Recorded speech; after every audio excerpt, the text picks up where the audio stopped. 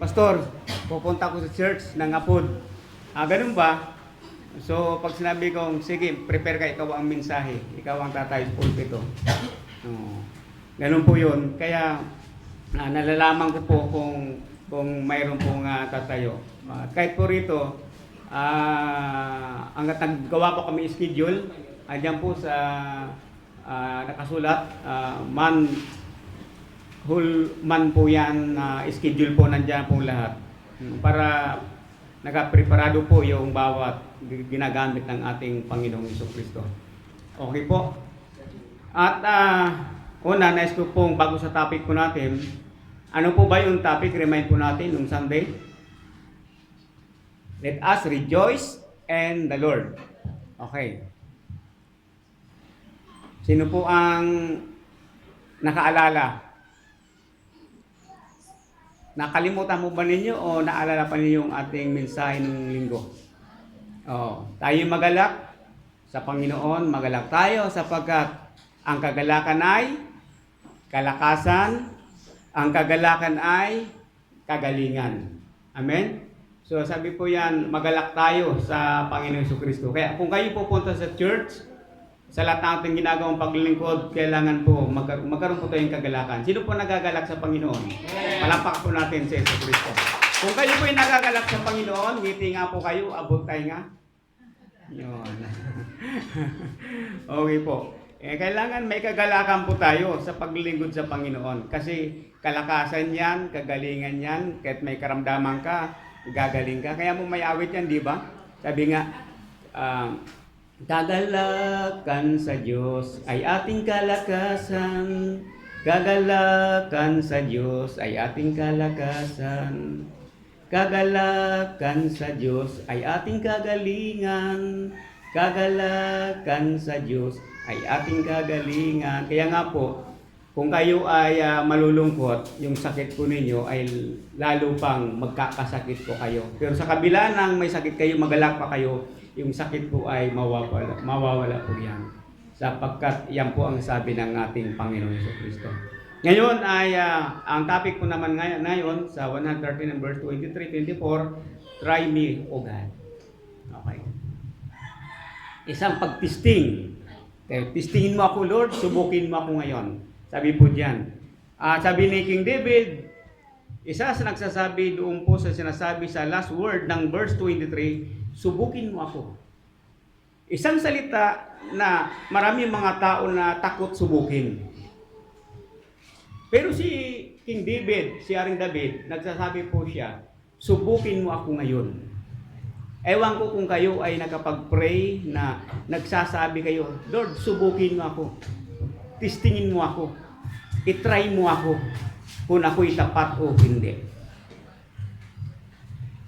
Mga kapatid ko sa Panginoon, bakit si Haring David ay nananalangin siya, nagsasabi na, subukin mo ako, i-try mo ako, God, kung ako'y tapat o hindi.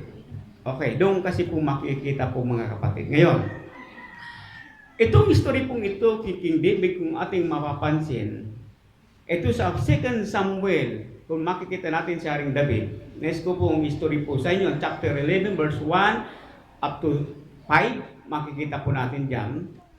Ating mapapansin po dyan na ito pong Haring David po ito, siya po ay nasa bubungan, ibig sabihin nasa pangalawang palapag, ibig sabihin nasa itaas po siya. At makikita po natin sa kasaysayan po yan, ito pong babae na si Bathsheba, ito po ay naliligo. Ay tamang-tama po sa pagbangon ni Haring David, sa 2 Samuel 11 verse 1 and 5, makita po natin yan, nakita po ni Haring David si Bathsheba na naliligo. At nung makita po mga kapatid, sa verse 5, mapapansin natin ang verse 5, tingnan po natin ang 2 Samuel, sa verse 5, ganito yung pagkasabi po dyan. Okay? Ayan. At ang babay ay hindi. Doon sa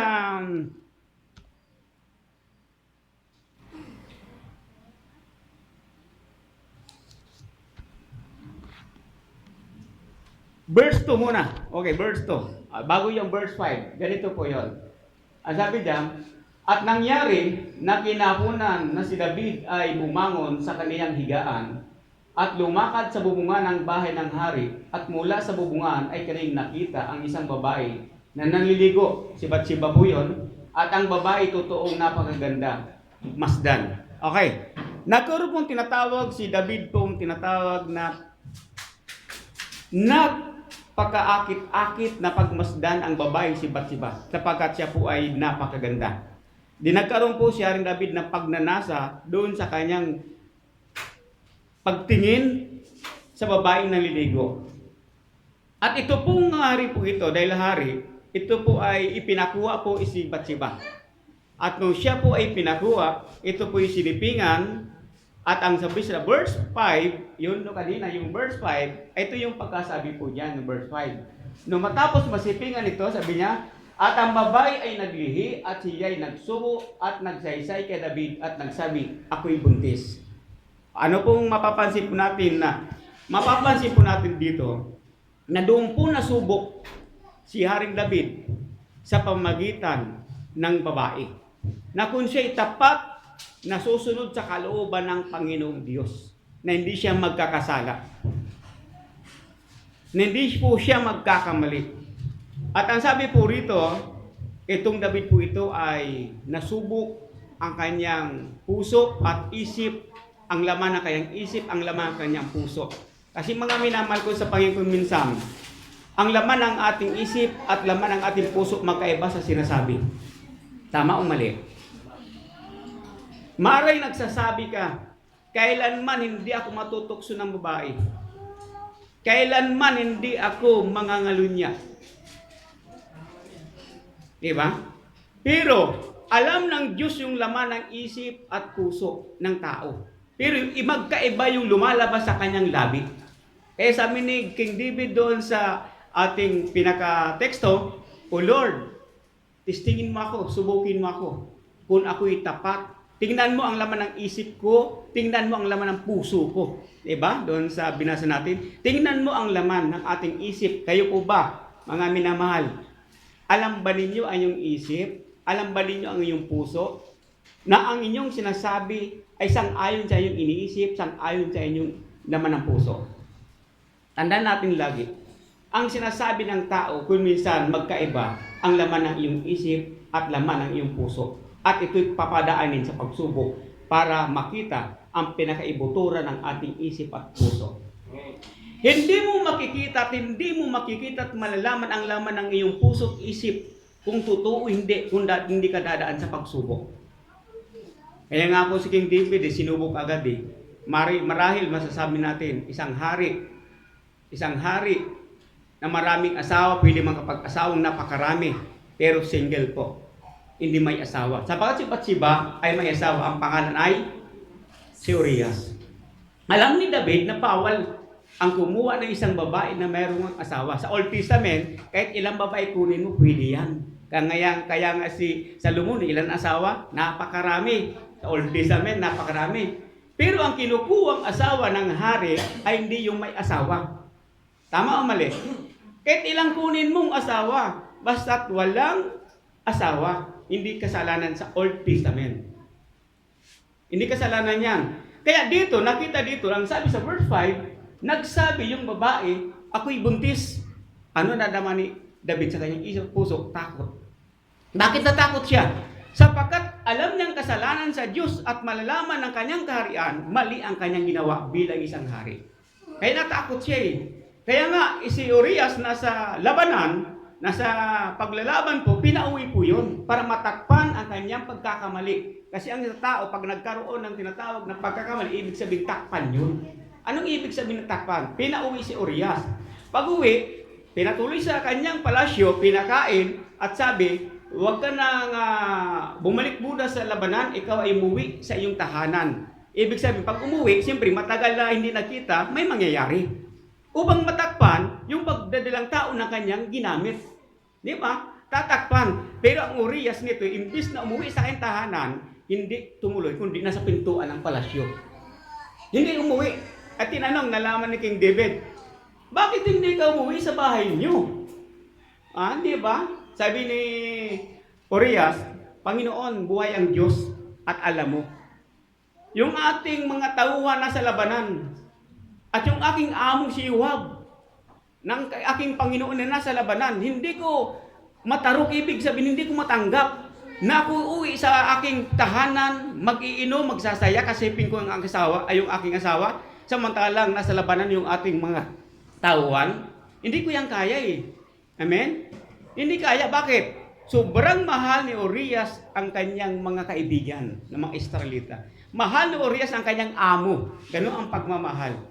O, sabi ni King David, talaga hindi tayo umuwi. Hindi natupad yung plano niya, pwedeng matakpan. Kasi matatakpan yun eh. So yung pag umuwi, yung pagdalang tao, kasi ginamit niya. Pag hindi ginamit ni Urias, nagbuntis, malalaman na iba. Ano ba? Nagtatakip. Ngayon, ang sabi ko, sige, kung hindi ka uwi, ganito ngayon. Susuguin kita doon sa labanan. Tingnan mo kung ano ang nangyayari na doon sa labanan. Pero bago isuguin si Urias, pinagbili ng isang utusan kay Joab na itong taong itong si Urias ay doon mo yan iharap sa mas matatapang na labanan. Pagkatapos siya ay naroon sa labanan, umatras kayo. Kasi ang purpose ng David, mapatay si Urias.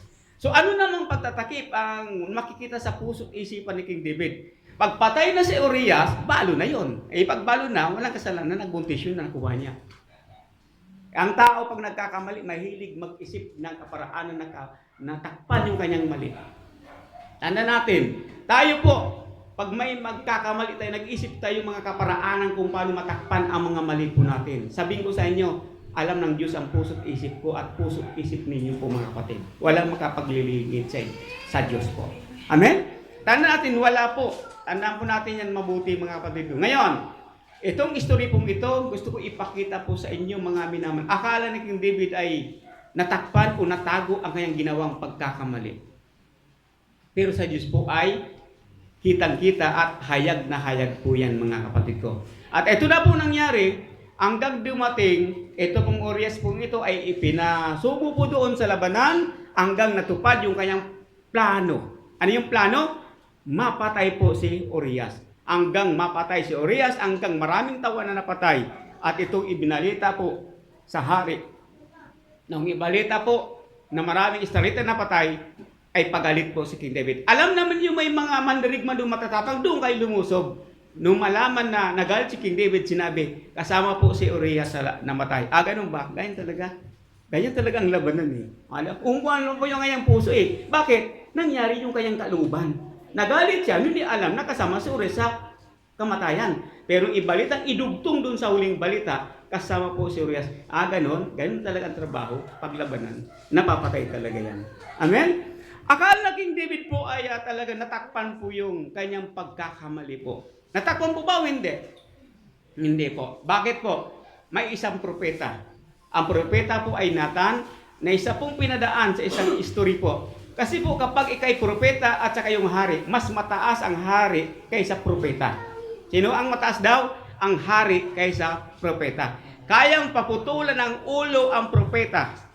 Amen? Kayang-kaya po yan. Kaya takot si propeta Nathan na direktahin ang kanyang mahal na hari sasabihin, si Bathsheba, silipingan mo at ikaw pinapatay mo si Urias. Hindi po. Ano sinabi ng Diyos at sinabi ni propeta Nathan? Ito po. May isang mayaman. Napakarami ang kanyang mga hayop o mga baka o mga tupa. Pero may isa naman na mahirap.